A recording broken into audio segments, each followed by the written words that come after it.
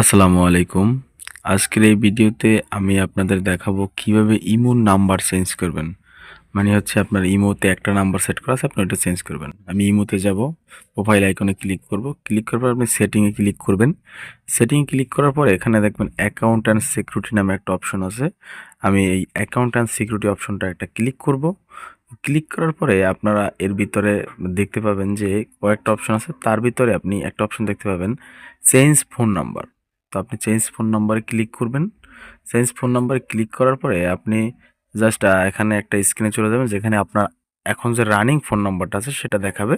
তো এটা রেকর্ড হচ্ছে না কারণ এটা ইমোর ফ্যাসিলিটি। তো আমি ওখানে চেঞ্জ ফোন নাম্বার ক্লিক করলে তারা চাবে যে আপনার নতুন ফোন নাম্বারটা দেন। আমার এখানে বলতেছে যে আপনার আগের যে ফোনটায় আমরা একটা কোড পাঠাচ্ছি, কিন্তু আমার আগের ফোনটা আমার কাছে নাই। তাই আমি বললাম যে ডোন্ট রিসিভ কোড, বা কোডটা পাইনি আমি, কারণ আমার আগের ফোনটা নেই।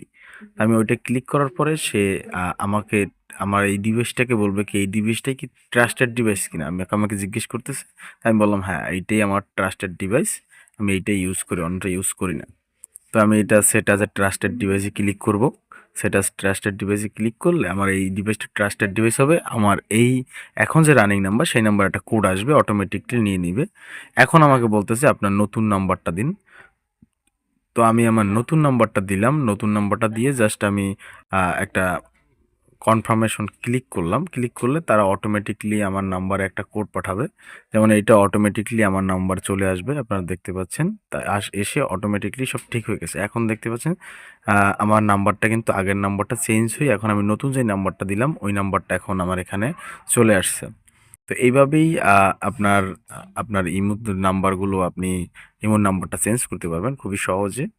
তো ভিডিওটা যদি ইনফরমেটিভ হয় অবশ্যই চ্যানেলটা সাবস্ক্রাইব করবেন। উপকৃত হলে ভিডিওটা একটা লাইক করবেন। ধন্যবাদ।